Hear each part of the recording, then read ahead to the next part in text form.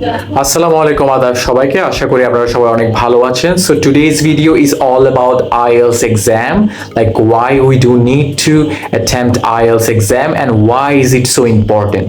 এই বিষয়ে আজকে খুঁটিনাটি সবকিছু জানবো এবং ফ্যাক্টস এন্ড মিথস এর ব্যাপারে আজকে সব জানবো। So without any delay let's get started. So basically IELTS হচ্ছে like international English language testing system, যেখানে আমরা শর্টকাটে IELTS অথবা IELTS বলে থাকি, এবং আমাদের এই পরীক্ষাটা দেওয়া লাগে টু টেস্ট অর টু জাজ our language ability.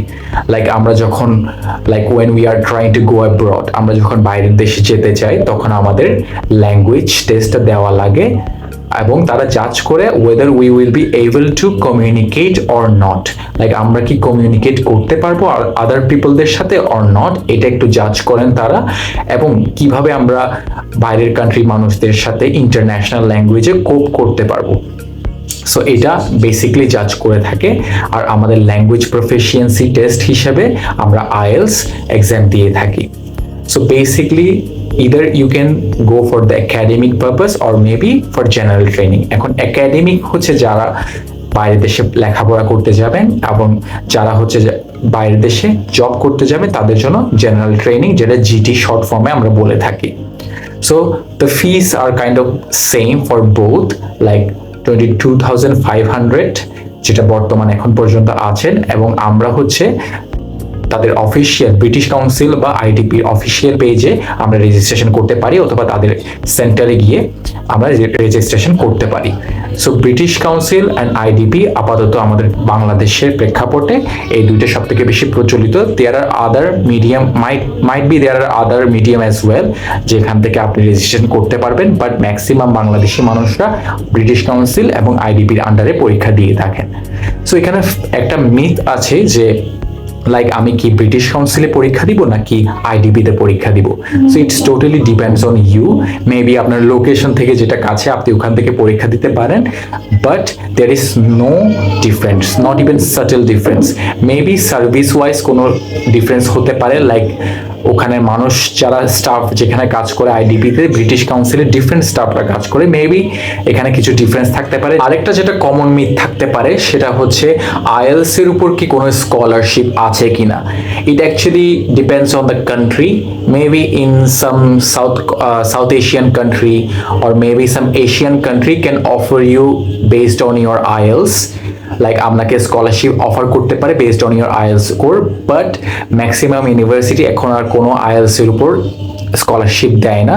It just a initial criteria to access in a particular university. আমরা একটা পার্টিকুলার ইউনিভার্সিটিতে অ্যাক্সেস করার জন্য একটা ইনিশিয়াল একটা স্টেপ।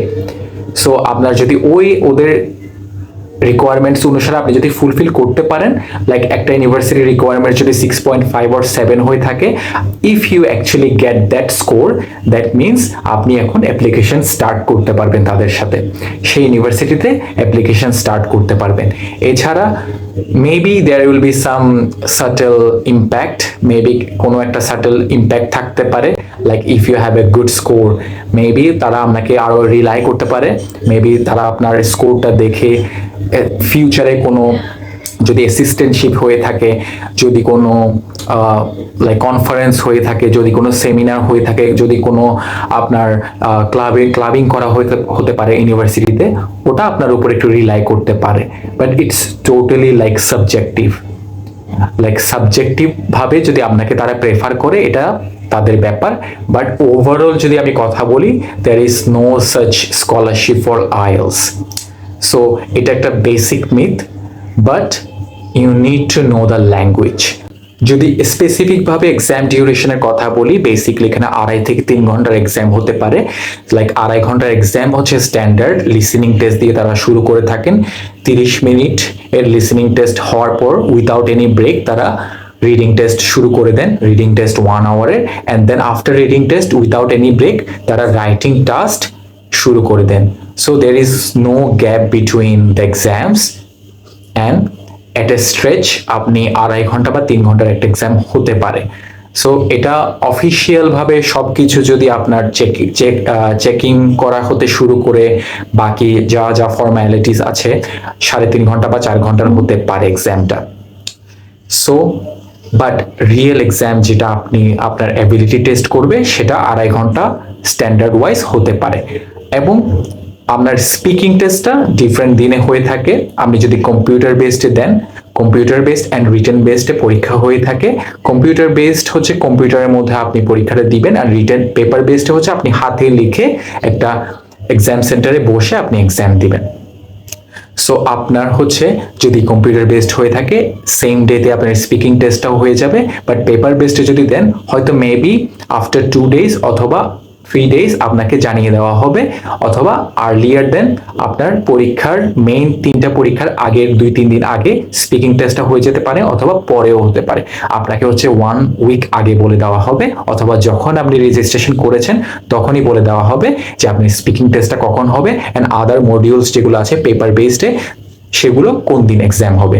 সো 2টা exam like speaking and other 3 modules আলাদা আলাদা সেপারেট দিনে হতে পারে। সো আশা করি আপনারা সবাই বুঝতে পেরেছেন like all about the IELTS and how is it important, এবং কেমন করে এবং কিভাবে আমরা এক্সামটাতে বসবো, কিভাবে পরীক্ষা দিব। But if you have any further question you can let us know, you can comment here below so that later on we can reach you immediately we see your queries. So আপনার যদি further কোনো question থাকে আমাদেরকে জানাতে পারেন, feel free to ask and I will see you in the next video. Best of lakh.